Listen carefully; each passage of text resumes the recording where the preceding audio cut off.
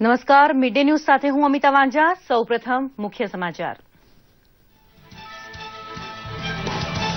પ્રવર્તમાન સરકારની આર્થિક અને વિદેશ નીતિ હેઠળ આફ્રિકાને સર્વોચ્ચ પ્રાથમિકતા આપવામાં આવી રહી હોવાનું જણાવતા પ્રધાનમંત્રી નરેન્દ્ર મોદી આફ્રિકન ડેવલપમેન્ટ બેંકની 52મી બેઠકનું ઉદઘાટન કરતા કહ્યું, આફ્રિકી દેશો સાથે ભારતે હંમેશા રાખ્યો છે સહયોગ. 21મી સદી એશિયા અને આફ્રિકાની હશે તેમ જણાવતા નાણામંત્રી અરુણ જેટલી ગાંધીનગરમાં આફ્રિકન ડેવલપમેન્ટ બેંકની 52મી બેઠકને સંબોધતા જેટલીએ જણાવ્યું, કૃષિ અને ખાદ્ય સુરક્ષાના ક્ષેત્રમાં ભારત અને આફ્રિકા નિભાવી શકે છે મહત્વના ભાગીદારોની ભૂમિકા. વર્ષ 2022માં ભારતની આઝાદીના 75 વર્ષ પૂર્ણ થતા સુધીમાં સકારાત્મક સહયોગ થકી દેશને નવી ઊંચાઈ પર લઈ જવાનું પ્રધાનમંત્રીનું આહવાન. કંડલા પોર્ટ ટ્રસ્ટ ખાતે 996 કરોડના વિવિધ પ્રકલ્પોનો કર્યો શિલાન્યાસ.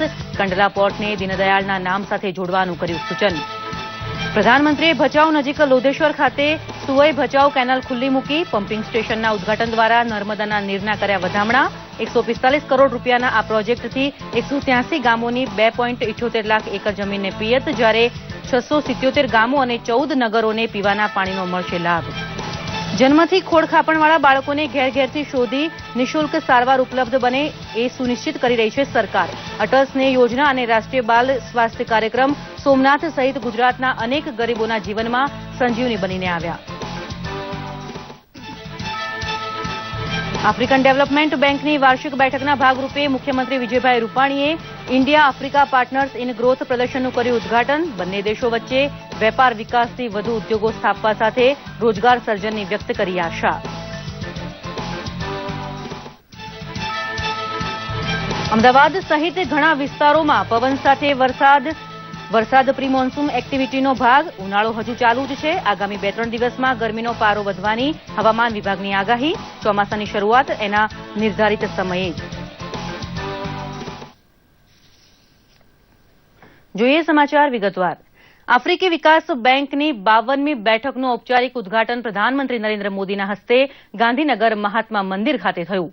81 દેશોના 3000 પ્રતિનિધિઓની ઉપસ્થિતિમાં યોજાયેલ આ બેઠકનો વિષય હતો ટ્રાન્સફોર્મિંગ એગ્રીકલ્ચર. 26મી સુધી આ બેઠક ચાલશે. પ્રસ્તુત છે એક અહેવાલ. મહાત્મા મંદિર ફરી એક વખત વૈશ્વિક અવસરનું સાક્ષી બન્યું. પ્રસંગ હતો આફ્રિકી વિકાસ બેંકની 52મી વાર્ષિક બેઠકના ઉદઘાટનનો. એશિયાની ધરતી ઉપર સૌ પ્રથમ વખત યોજાઈ રહેલી આ બેઠકની યજમાની કરવાનું સૌભાગ્ય ગુજરાતને પ્રાપ્ત થયું. ટ્રાન્સફોર્મિંગ એગ્રીકલ્ચર વિષય ઉપર યોજાયેલ આ બેઠકને દુનિયાભરમાંથી આવેલા 81 દેશોના 3000 પ્રતિનિધિઓની ખાસ ઉપસ્થિતિમાં પ્રધાનમંત્રી નરેન્દ્ર મોદીએ વિધિવત ખુલ્લી મૂકી હતી.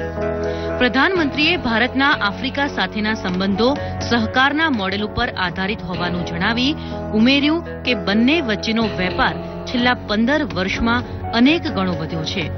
એમણે આફ્રિકાના ભારત તરફથી તમામ શક્ય મદદનો કોલ પણ આપ્યો. India extends lines of credit through India's Exim Bank. 152 credits have been extended to 44 countries for a total amount of nearly $8 billion. During the third India-Africa Forum Summit, India offered $10 billion for development projects over the next 5 years. We also offered grant assistance of $600 million. India is proud of its educational and technical ties with Africa. પોતાની સરકારે છેલ્લા 3 વર્ષમાં Africa સાથેના આર્થિક તથા વિદેશ નીતિગત સંબંધોને સર્વોચ્ચ પ્રાથમિકતા આપી હોવાનું પ્રધાનમંત્રીએ જણાવ્યું. Over decades, our ties have become stronger.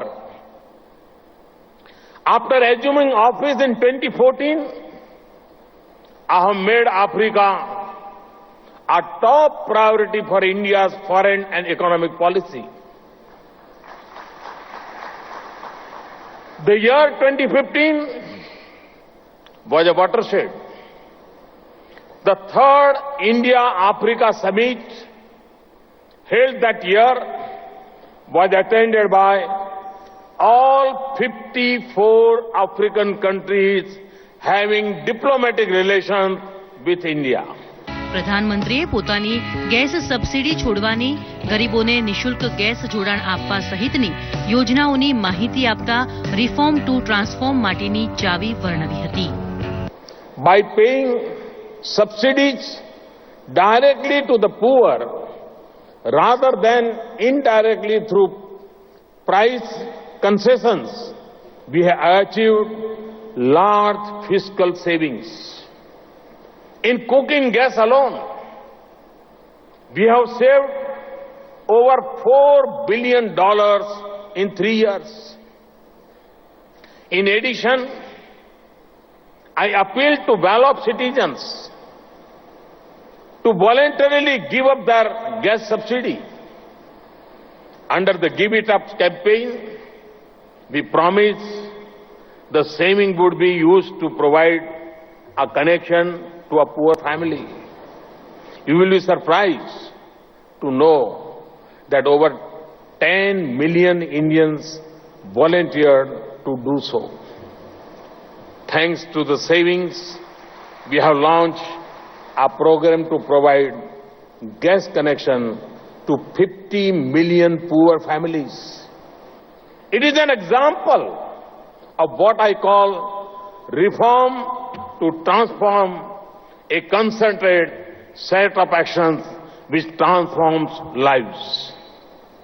Africa સાથે સદીઓથી ભારતનો ગાઢ નાતો હોવાનું જણાવી આફ્રિકાની આઝાદી ચળવળમાં મહાત્મા ગાંધી સહિતના ભારતીયોના યોગદાનને પણ પીએમ મોદીએ યાદ કર્યું. Mahatma Gandhi, another Gujarati, perfected his tools of non-violence struggle in South Africa. Several leaders of Indian origin supported strongly and fought alongside the leaders of Africa's struggles for independence, including Mr. Nyerere, Mr. Kenyatta and Nelson Mandela. બેઠકને સંબોધતા નાણામંત્રી અને African development bank of ઇન્ડિયાના governor Arun જેટલીએ જણાવ્યું કે પડકારજનક વૈશ્વિક પરિસ્થિતિમાં પણ ભારતનો વિકાસ કાબિલે તારીફ છે. 21મી સદી એશિયા અને આફ્રિકાની હોવાનું એમણે ભારપૂર્વક જણાવ્યું. Throughout this challenging time, India has remained a bright spot amongst the major economies. As per the IMF's assessment in January 2017, India is expected to grow at 7.2% and 7.7% in 2017 and 18 respectively. Africa has been doing well recently on the economic frontier. I stand here with the conviction that the 21st century will not only be Asia's century alone, it will belong equally to both Asia and Africa. African development બેંકના પ્રમુખ doctor અકીનવુમી એડિસિનાએ ગુજરાતની પ્રગતિનો ઉલ્લેખ કરી જણાવ્યું કે આફ્રિકી દેશો પણ ગુજરાતની જેમ સૌર ઉર્જા સહિતના ક્ષેત્રે ઝડપથી પ્રગતિ કરી રહ્યા છે. The success of Gujarat is simply incredible. It has universal access to electricity, no power outages. Rural areas have 24 hours power every single day, 7 days a week. 90% of the world's rough diamonds are caught and polished right here in the state of Gujarat. That's industrialization. Its economy is diversified with vibrant service sectors. Its agriculture is prosperous. It creates jobs, and in fact, the state of Gujarat has an unemployment rate of less than 1%. ઉદ્ઘાટન સમારંભ દરમિયાન આફ્રિકી દેશોના સર્વગ્રાહી વિકાસ માટે જરૂરી કૃષિ સહિતના ચાવીરૂપ 5 ક્ષેત્રો ઉપર તથા ભારત અને આફ્રિકા સંબંધો ઉપર 2 શોર્ટ ફિલ્મ પણ પ્રદર્શિત કરવામાં આવી હતી. સમારંભમાં આફ્રિકી દેશોના વડાઓ તથા પ્રતિનિધિઓ ઉપરાંત મુખ્યમંત્રી વિજયભાઈ રૂપાણી, રાજ્યમંત્રીમંડળના સભ્યો, સંસદ સભ્યો તથા અન્ય મહાનુભાવો ઉપસ્થિત રહ્યા હતા. આફ્રિકી વિકાસ બેંકની 26 મે સુધી ચાલનારી આ બેઠકમાં આફ્રિકા ભારતના વેપાર વિકાસને વધુ આગળ ધપાવવા વિચાર મંથન કરવાનો એજન્ડા છે. બ્યુરો રિપોર્ટ, દૂરદર્શન સમાચાર, અમદાવાદ.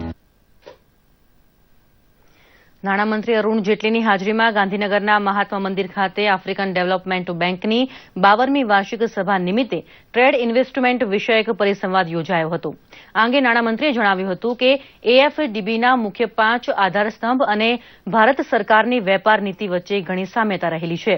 તેમણે આફ્રિકાના વિકાસ માટે ભારત દેશની પ્રતિબદ્ધતા દર્શાવતા કહ્યું હતું કે ભારત બાદ સૌથી વધુ ઝડપથી ઉભરી રહેલી બીજા નંબરની અર્થવ્યવસ્થા હોય તો તે આફ્રિકાની છે. મહત્વનું છે કે આ સંમેલનમાં 81 દેશોના પ્રતિનિધિઓએ ભાગ લીધો છે, જેમાં 54 ક્ષેત્રીય સભ્ય દેશો તથા ભારત સહિત 27 બિનક્ષેત્રીય સભ્ય દેશો છે. ગઈકાલે જીબુતી, કોમોરોસ, આયવરી કોસ્ટ, સોમાલિયા અને ઘાનાએ આંતરરાષ્ટ્રીય સૌર ઉર્જા ગઠબંધન માટે સમજૂતી કરાર ઉપર હસ્તાક્ષર કર્યા હતા.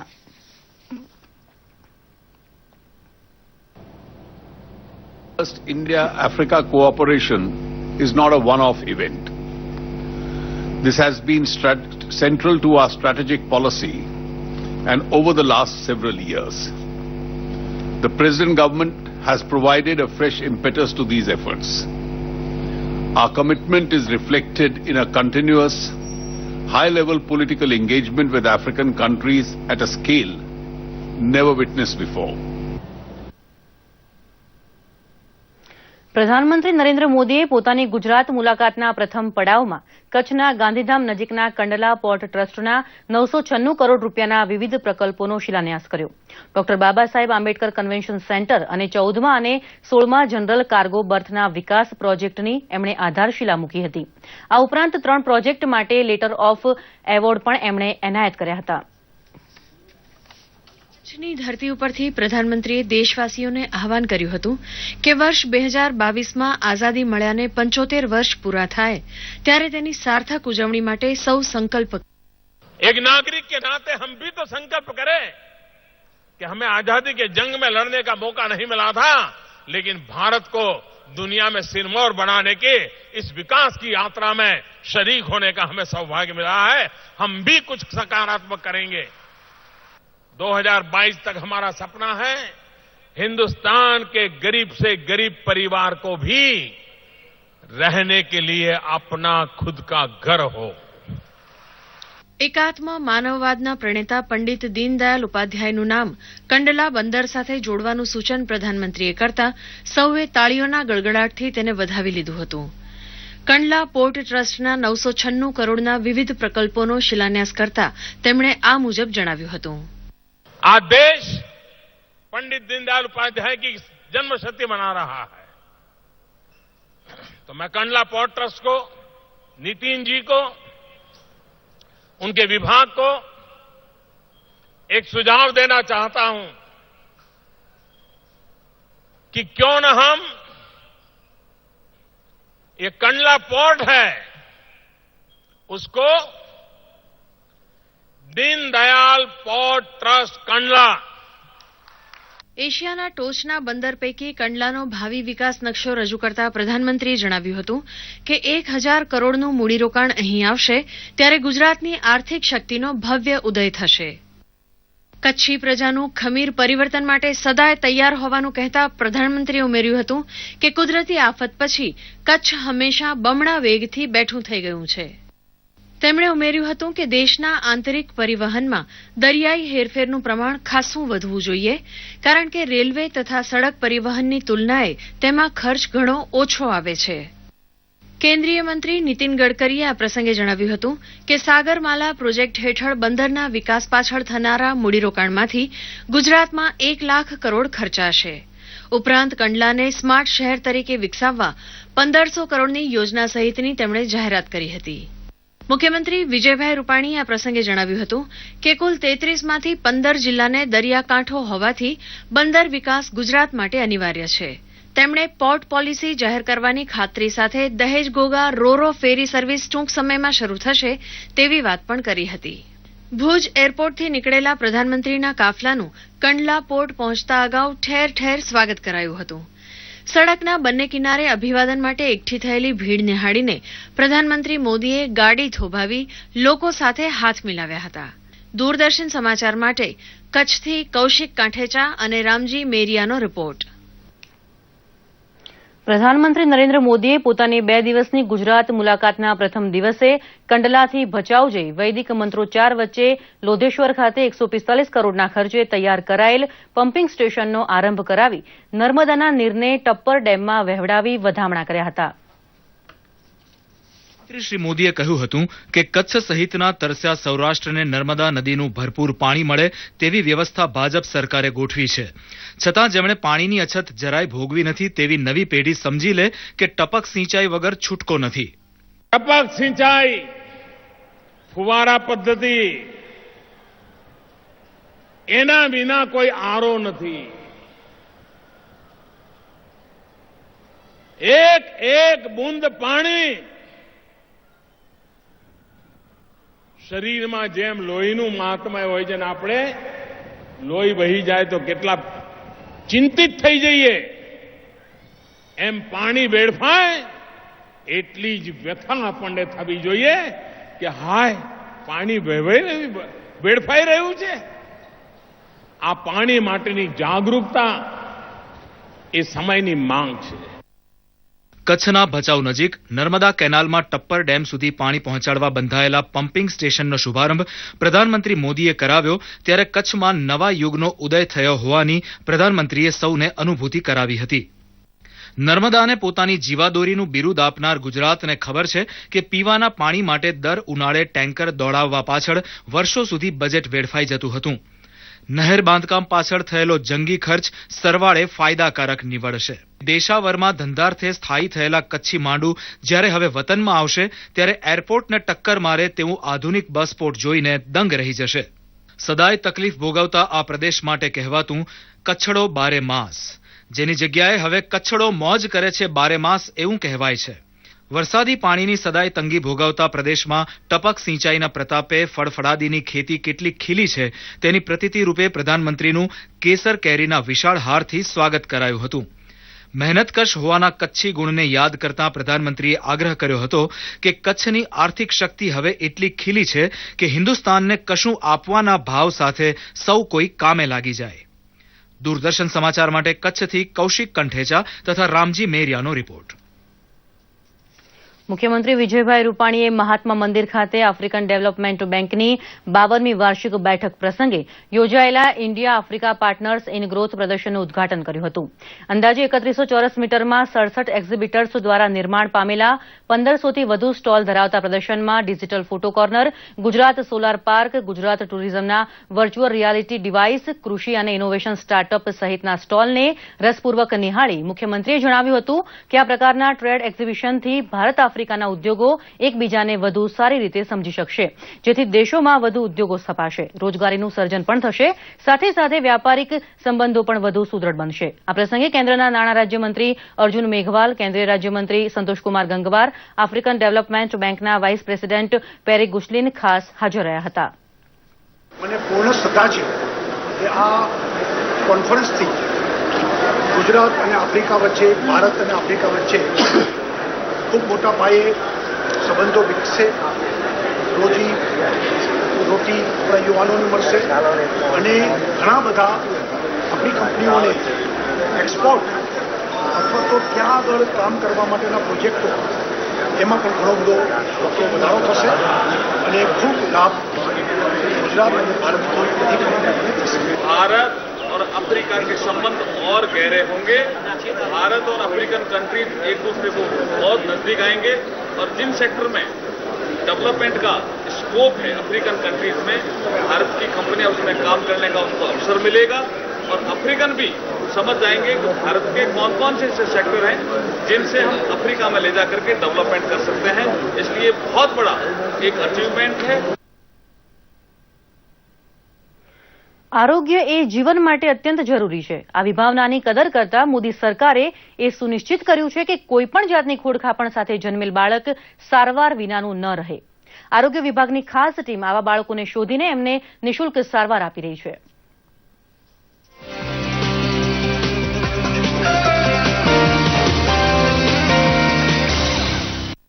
સુફિયાન હુસેન સોમનાથ જિલ્લાના વેરાવળનો ગરીબ મુસ્લિમ બાળક છે. એની માતાને જ્યારે ખબર પડી કે સુફિયાનના મગજમાં પાણી ભરાય છે તો એ હચમચી ગઈ. સરકારની આરોગ્ય ટીમ આ દરિયાઈ જિલ્લામાં ઘેર ઘેર જઈ તપાસ કરી રહી હતી ત્યારે આ રોગની ખબર પડી. મારા બાબાને તકલીફ હતી અને મગજમાં પાણી હતું એટલે અમે એને દવાખાને લઈ ગયા, પ્રાઇવેટમાં લઈ ગયા. તો પ્રાઇવેટમાં અમારાથી ખર્ચો ના ઉતરો તો મેં એની સંદીપ કાર્ડ કઢાવ્યું. અમે ઘરે અમારે આવીને આપી ગયા એ લોકો. એના લીધે અમે એને અમદાવાદ લઈ ગયા. અમદાવાદ એને ઓપરેશન કરાવ્યું, સારી રીતે થયું અને મારું બાળક સારું છે. મોદી સરકારની અટલ સ્નેહ યોજનાએ બીજા પણ ઘણા ગરીબોનું જીવન બદલી નાખ્યું. જબ્બર ભાદરકાની નાનીશી મીઠડી દીકરીને હૃદયમાં કાણું નીકળ્યું. જ્યારે તપાસ કરી તો ખાનગી હોસ્પિટલમાં શસ્ત્રક્રિયાનો ખર્ચ 5 લાખ રૂપિયા થવાનું જણાવ્યું. સરકારે આ ઓપરેશન નિઃશુલ્ક કરી આપ્યું. આપ જોઈ શકો છો કે રાષ્ટ્રીય બાલ સ્વાસ્થ્ય કાર્યક્રમ RBKS ની ટીમ ઘેર ઘેર જઈ બાળકને તપાસી રહી છે. મારી છોકરી આફિયાને સારું નહોતું તો ત્યાં મોટી હોસ્પિટલમાં બતાવ્યું હતું. ત્યાં હૃદયની તકલીફ કીધું કે હૃદયની તકલીફ છે. ત્યાં એ પ્રમાણે અમને સંદર્ભ કાર્ડ કાઢી દીધો. એ પ્રમાણે અમે અમદાવાદ ગયા UN મહેતામાં. ત્યાંથી અમે સારવાર કર્યા પછી અમને ઓપરેશનનું કીધું. ઓપરેશન કર્યા પછી સારું લાગ્યું. RBS के अंतर्गत 0 થી 18 વર્ષના તમામ બાળકોની સારવાર કરવામાં આવે છે. જેમાં દર વર્ષમાં આંગણવાડીની 2 વખત મુલાકાત લેવાની હોય છે અને સ્કૂલની 1 વખત મુલાકાત લેવાની હોય છે. એમાં જે જન્મજાત ખામીવાળા અને બીજી કોઈ અન્ય બીમારીવાળા બાળકો મળે છે એને સંદર્ભ કાર્ડ ઘરે મુલાકાત લઈ અને સંદર્ભ કાર્ડ કાઢી અને જિલ્લામાંથી પરમિશન મેળવી અને અમદાવાદ ખાતે સારવાર માટે મોકલવામાં આવે છે.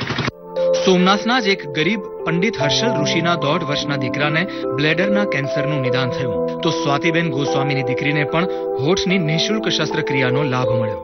મારો 1.5 વર્ષનો બાબો હતો. એમને અમે રાજકોટ, અમદાવાદ, જુનાગઢ બધીમાં તપાસ કરી છે. તે સમયે અમને ડૉક્ટરે કહેવામાં આવ્યું કે તમારા બાબાને બ્લડરનું કેન્સર છે. RBSK દ્વારા અમને ખબર પડી કે કેન્સર રોગના બાળકો માટે આવી સુવિધા છે અને મારા બાબાને અમે ત્યાં ટ્રીટમેન્ટ કરાવી. લગભગ અમે 1.5 વર્ષ ત્યાં ટ્રીટમેન્ટ કરાવી. આજે મારા બાબાને બ્લડરનું કેન્સર હતું તે સાવ નાબૂદ થઈ ગયું છે અને અમને ઓછામાં ઓછો ખર્ચ થયો છે. જે તે સમયે જે ટાટા મેમોરે અમને 25 લાખ રૂપિયા જેવું કીધું હતું પણ આ સુવિધા આ બધી અમને ફ્રીમાં થયું છે. પ્રાઇવેટમાં ડિલિવરી થઈ હતી ત્યારે મારા બાળકનો જન્મ થયો અને મારા બાળકને હોઠ તૂટેલો અને તાળવામાં પણ સેજ ખાંચો એવી બંને રીતે પ્રોબ્લેમ હતી. સરકારશ્રીની જે યોજના છે અટલ સ્નેહ તે યોજના અંતર્ગત આ બધું નીકળેલું છે. તો પછી અમે તે યોજના હેઠળ જ અમારું બાળક છે એનું ઓપરેશન અમે સરકારીમાં અમે કરાવેલું અને તેનું ઓપરેશન ખૂબ જ સરસ રીતે ડોક્ટરે કરેલું છે. અત્યારે મારા બાળકનું સૌથી પહેલું ઓપરેશન થયેલું છે હોઠનું અને તે ખૂબ જ સારી રીતે થયેલું છે અને અમે તેનાથી સંતુષ્ટ છીએ. ગુજરાતના આ એક જ જિલ્લામાં 70 ઉપરાંત જરૂરિયાતમંદ બાળકો આ યોજના હેઠળ લાભાન્વિત થયા છે. જુદી જુદી જન્મજાત ખામી જેવી કે neural tube defect, down syndrome, cleft lip palate, development dysplasia of hip, જન્મજાત મોતિયો, જન્મજાત બધિરતા, જન્મજાત હૃદયરોગ, આંખની તકલીફ, આવા બધા બાળકો જોવા મળે છે. એ ખામીઓને શોધીને અમારું કામ તરત જ બાળકને આગળની સારવારમાં મોકલવા માટેનું હોય છે. જન્મજાત બાળકને સામાન્ય રીતે 6 મહિનાની ઉંમર થાય પછી એની આગળની સારવાર જુદા જુદા પ્રકારની ચાલુ થાય છે અને બાળકને આ જન્મજાત ખામીમાંથી વહેલી તકે દૂર કરી શકાય એના માટે કેન્દ્ર સરકારની ખૂબ જ આ સારી યોજના છે અને જેનો લાભ ખૂબ લોકો લઈ રહ્યા છે. અત્યારે આપણા જિલ્લાની વાત કરીએ તો આપણા જિલ્લાની અંદર કુલ 4822 પ્રસૂતિઓની અંદર જુદી જુદી તપાસ થઈ. એમાંથી જન્મજાત ખામીવાળા કુલ આપણને 71 લાભાર્થી અત્યાર સુધીમાં મળ્યા છે અને આ તમામને આગળની સારવાર માટેના તરત અમે પ્રયત્ન શરૂ કરી દઈએ છીએ. ઓકે. રાજ્યની 30,000 શાળાઓમાં પણ 4 લાખ આરોગ્ય કર્મીઓ આ પ્રકારની આરોગ્ય ચકાસણી કરશે. દૂરદર્શન સમાચાર, અમદાવાદ. દાહોદ તાલુકાના ખરોડ ખાતે યોજાયેલા કૃષિ મહોત્સવ 2017 અને પશુ આરોગ્ય કેમ્પને કેન્દ્રીય મંત્રી જશવંતસિંહ ભાભોરે ખુલ્લો મૂક્યો હતો.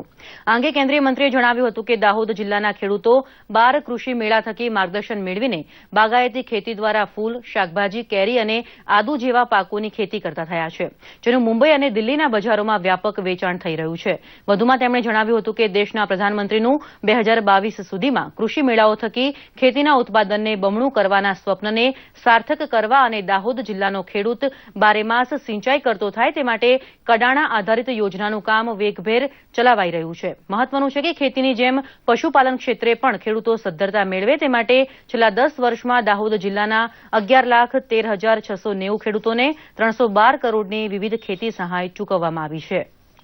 800 મેટ્રિક ટન દૂધ એ ક્રાંતિકારી વધારો કરીને દાહોદ જિલ્લાની બહેનો ખેડૂતો ખેતીની અંદર પૂરક ધંધો કરી રીતની અંદર આજે કાર્ય કરી રહ્યા છે. સરકારની યોજનાઓનો બરાબર અમલ થાય અને 100% ખેડૂતોને લાભ મળે, વૈજ્ઞાનિક પદ્ધતિથી ખેતી થાય, આધુનિક બધી વ્યવસ્થાની જાણ મળે, એટલા માટે અહીંયા પ્રદર્શન પણ રાખવામાં આવ્યું છે. हमको यहाँ से कुछ सीख कर अपने स्टेट में जा करके हम यहाँ की तकनीक को अपने खेतों में उसको प्रयोग करें. छत्तीसगढ़ सरकार की आत्मा योजना के अंतर्गत गुजरात भ्रमण के लिए आए हैं. यहाँ का गुजरात का कल्चर और डेवलपमेंट देख करके बहुत खुश लगा. यहाँ का कृषि मेला भी अच्छा लगा. ગુજરાત બોર્ડમાં વિજ્ઞાન પ્રવાહમાં અભ્યાસ કરતા ધોરણ 12ના વિદ્યાર્થીઓને ડિગ્રી, એન્જિનિયરિંગ ડિગ્રી, ડિપ્લોમા તથા ફાર્મસી વગેરેમાં પ્રવેશ મેળવવા માટે યોજાયેલ ગુજસેટ 2017 પરીક્ષાનું પરિણામ આજે વેબસાઇટ ઉપર જાહેર કરવામાં આવ્યું હતું. જેમાં 99%થી વધુ માર્ક્સ મેળવનાર એ ગ્રુપમાં 665 અને બી ગ્રુપમાં 662 વિદ્યાર્થીઓ હતા. આજે જ શાળા પરથી ગુજસેટની માર્કશીટ વિદ્યાર્થીઓને આપી દેવામાં આવી હતી અને મુખ્યમંત્રી વિજયભાઈ રૂપાણીનો પ્રેરણાદાયી પત્ર પણ વિદ્યાર્થીઓને અપાયો હતો. પરિણામ અંગે વિદ્યાર્થીઓને પૂછતા તેઓએ મિશ્ર પ્રતિભાવો આપ્યા હતા અને આગળ આઈટી તથા એન્જિનિયરિંગ તરફ જવાનું વલણ વિદ્યાર્થીઓમાં જોવા મળ્યું હતું.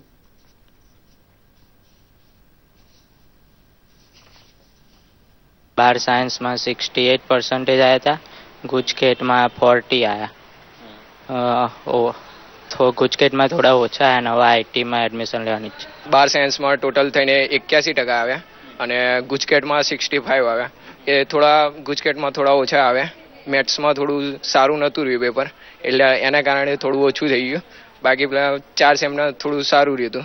ગુજકેટમાં 101.25 આવ્યા અને 4 સેમના એવરેજ થઈને 91% આવ્યા છે.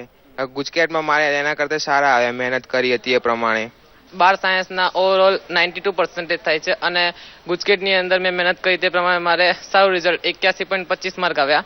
પરંતુ હવે મારે એમબીબીએસમાં એડમિશન લેવા માટે નીટના રિઝલ્ટની રાહ જોવાઈ રહી છે. એમાં જો સારું રિઝલ્ટ આવશે તો મને એમબીબીએસમાં એડમિશન મળી જશે.